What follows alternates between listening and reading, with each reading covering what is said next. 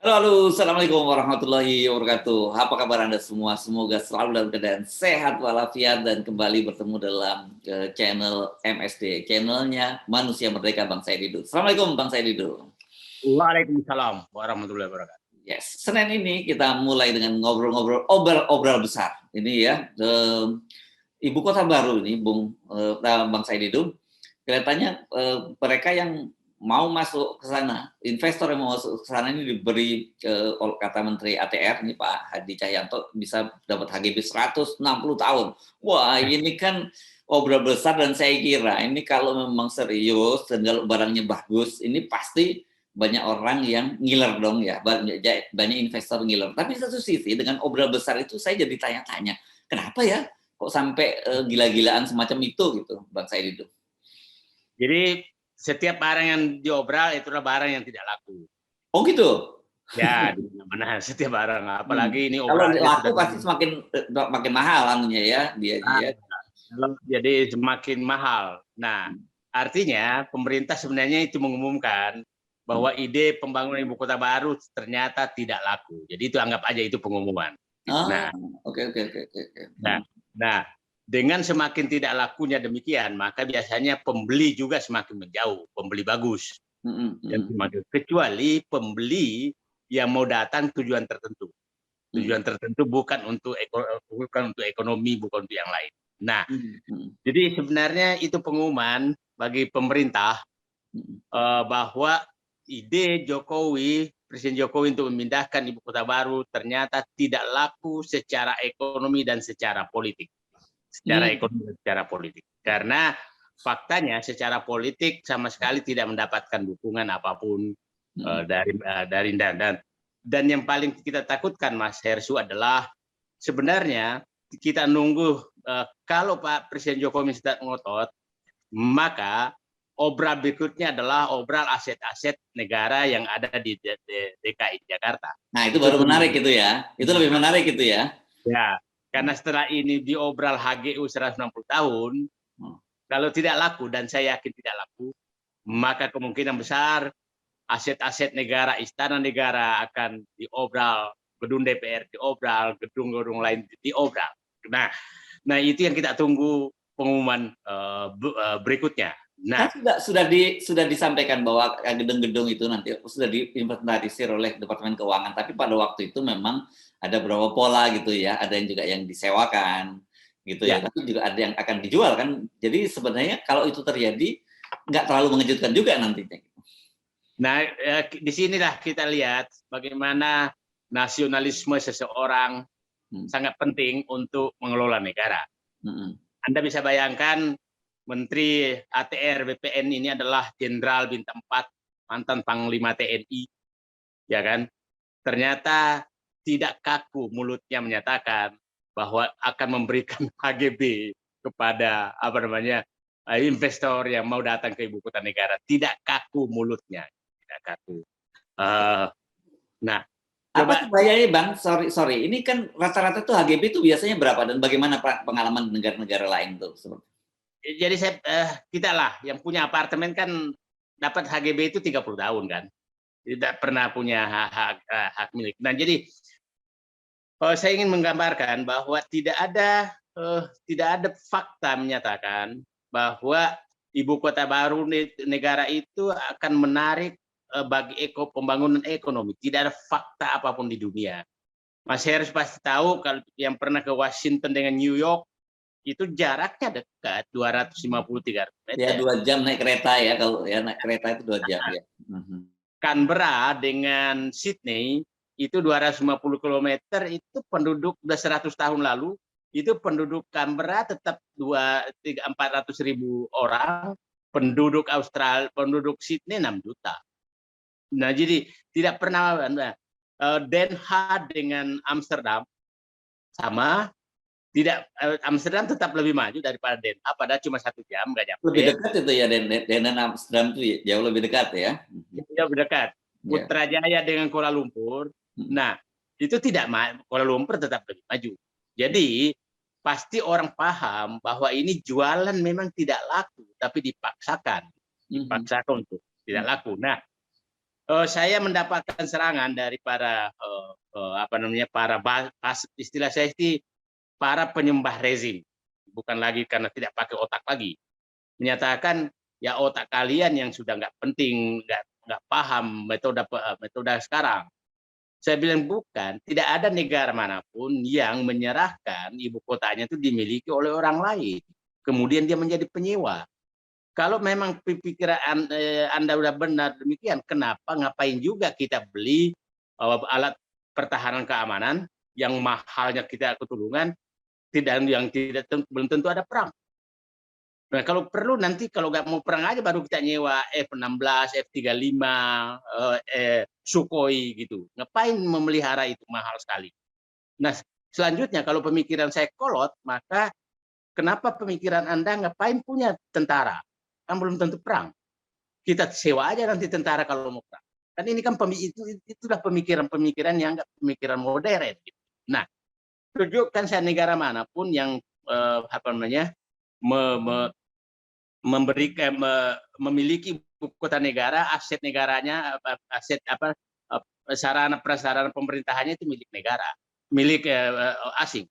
Nah, saya ingin menggambarkan di ibu kota baru yang dirancang oleh pemerintah. Saya katakan yang dirancang oleh pemerintah, bahwa yang dibangun negara itu hanya sarana prasarana dasar, istana negara, kepolisian, tentara, dan beberapa kementerian yang utama ke DPR, MPR. Sisanya tidak ada dalam APB, tidak disiapkan oleh APB, tidak dirancang untuk dibiayai. Artinya, semua kementerian lembaga di luar yang penting-penting akan dimiliki oleh swasta dan negara akan menyewa, pemerintah akan menyewa kepada swasta. Perguruan tinggi sekolah sama sekali tidak ada dibiayai APBN. Jadi nanti semua orang yang sekolah di sana itu adalah milik swasta. Dan orang yang bersekolah di sana adalah menyewa kepada swasta. Jadi istilah saya ini nanti akan menjual Jakarta dan kita pindah menyewa di kota negara baru yang dimiliki oleh 160 tahun oleh pihak lain. Saya ingin menggambarkan Mas Helsu, angka 160 tahun ini saya memang awal-awal tuh agak mencari alasan kenapa Pak Sofian Jalil yang kita kenal itu bekerja cukup baik di kementerian manapun, itu orang menurut saya mulai dari Menko Info, Menteri BUMN, Menko Perekonomian, Kepala Bappenas, kemudian MTR, tidak ada masalah, tahu-tahu diganti mendadak. Apakah memang bahwa ini tujuannya untuk tanda kutip mengobral ibu kota? Itu saya nggak tahu. Nah, tapi saya katakan 160 tahun itu kita supaya publik paham, lahan-lahan yang ada sekarang di ibu kota negara, saya udah sana, itu lahan milik swasta, HTI yang bentuknya HTI,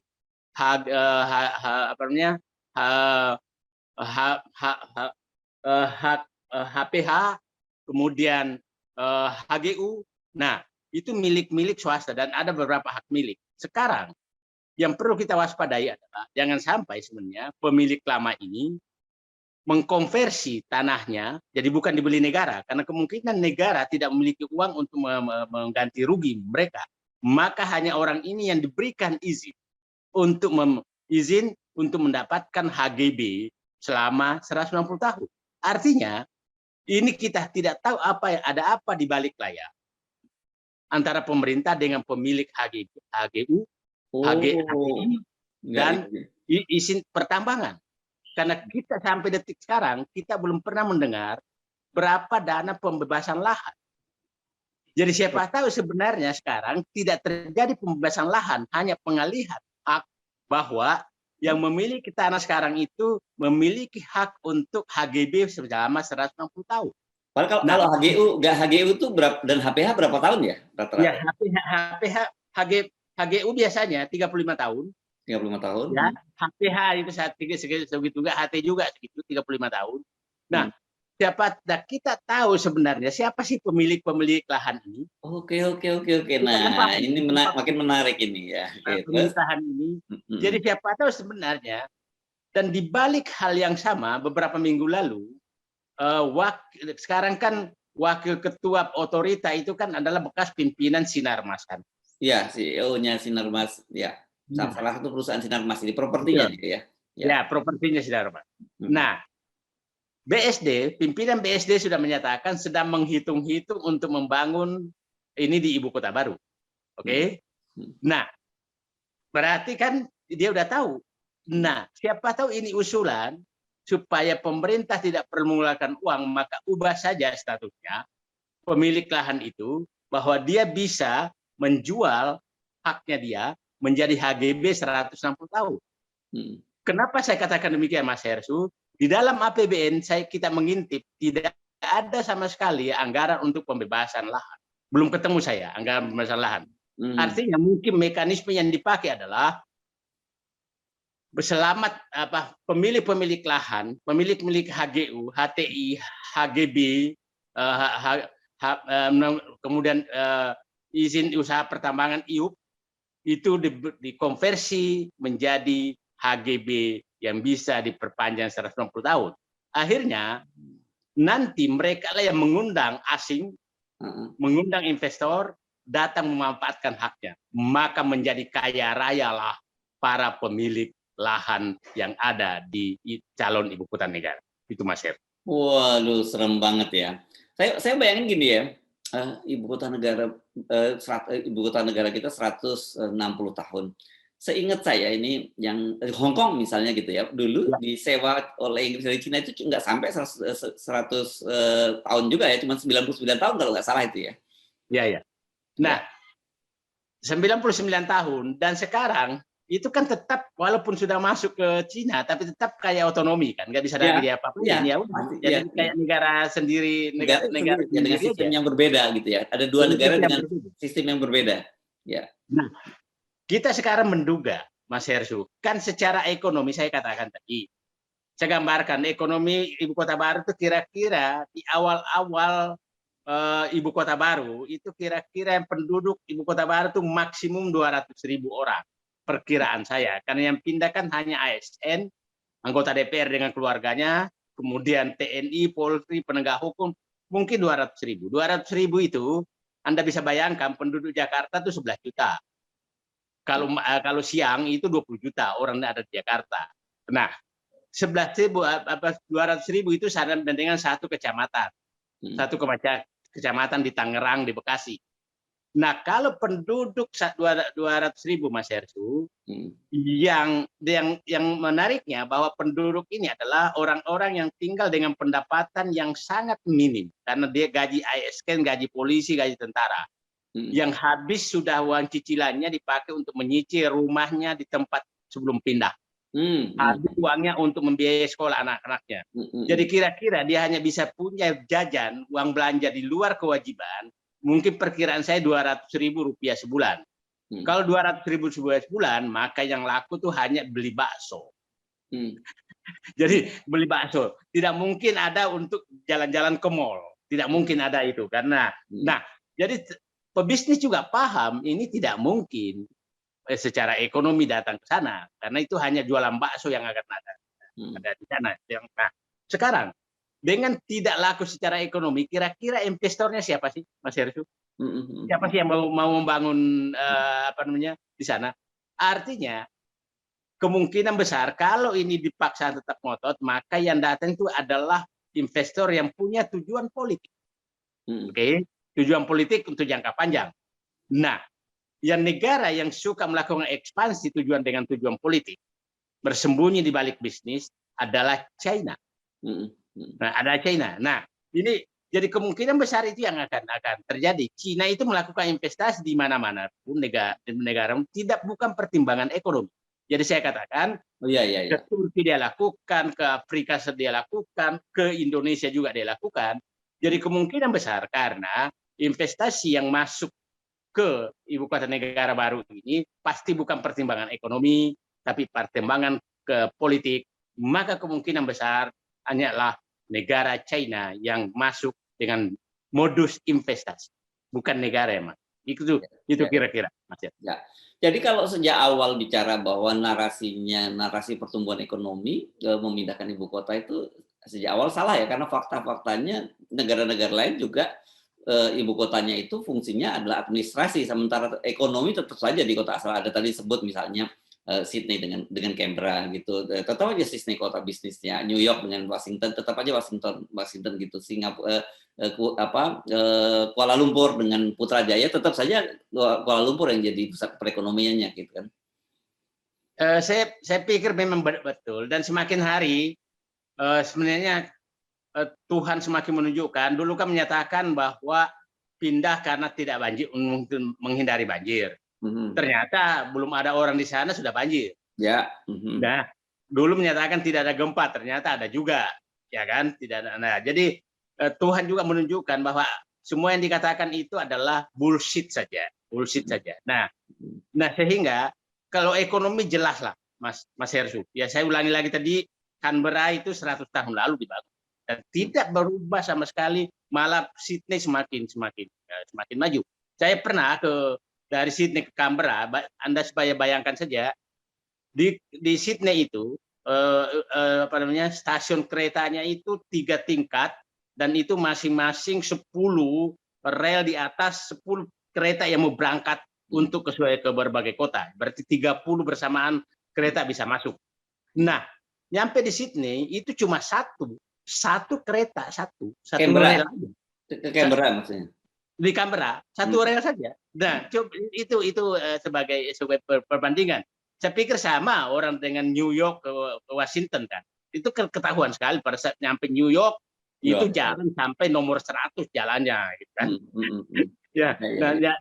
Nah, datang Anda ke Washington jalan kaki, saya biasa jalan kaki itu nggak pernah ketemu macet gitu kan. Ya, tapi relatif besar dari Canberra lah, Washington jauh. Ya, Washington lebih besar. Nah, nah, apalagi itu bisa ditempuh dengan darat tuh. Hanya 2 jam.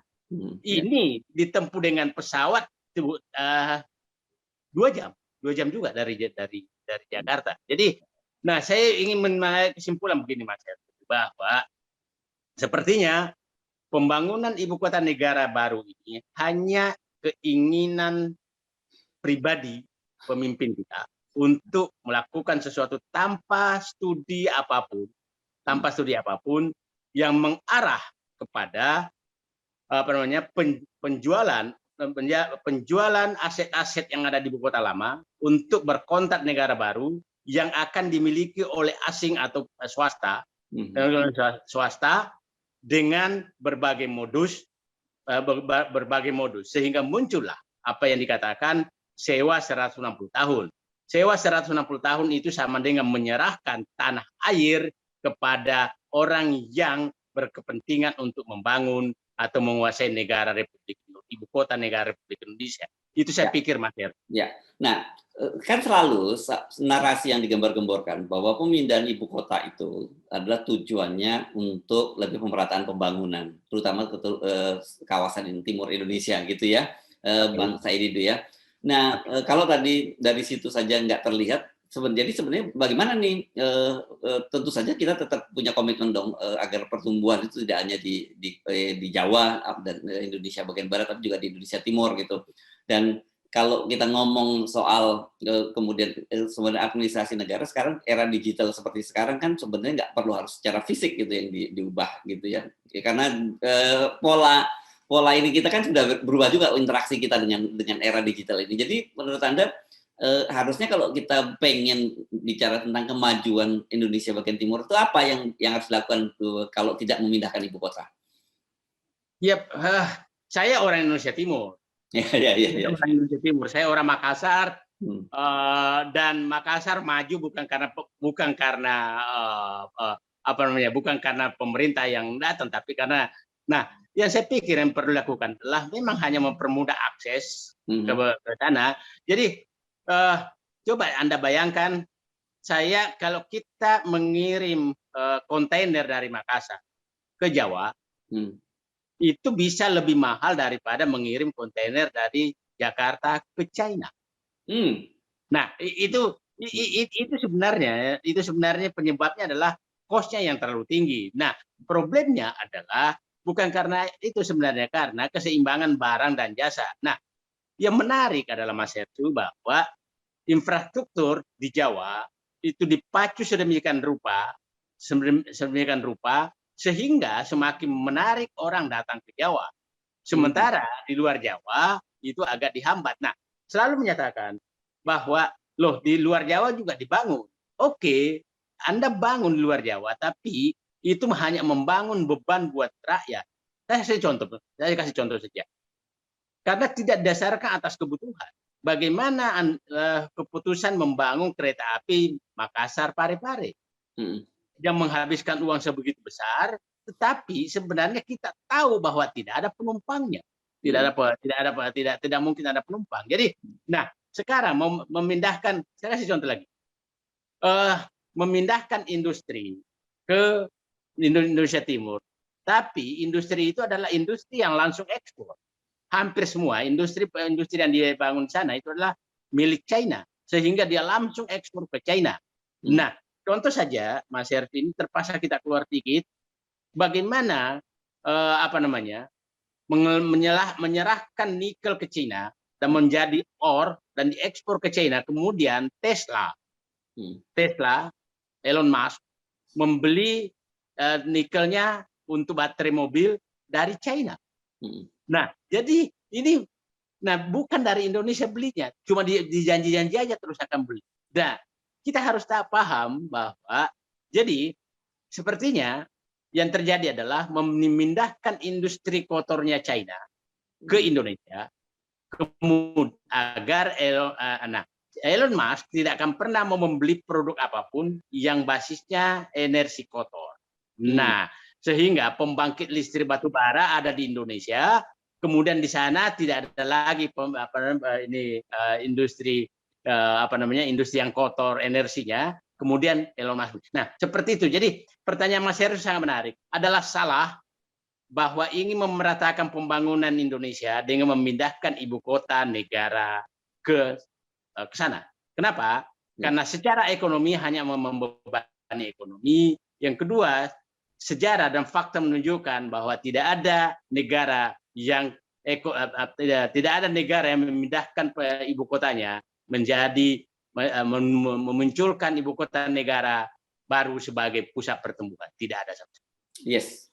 Ini tapi yang jadi artinya kita balik ke tema tadi 160 tahun. Aduh, ini jadi betul-betul ini kalau ada istilahnya gitu, IKN for sale gitu ya. Ya ini obral akhir tahun gitu ya. Obral akhir masa jabatan. Oh, obral akhir masa jabatan. Ya, saya kira iya. Oke. Nah, jadi ya. Baik. Ya, terima kasih Bang Saidi dulu. Assalamualaikum warahmatullahi wabarakatuh. Waalaikumsalam warahmatullahi wabarakatuh.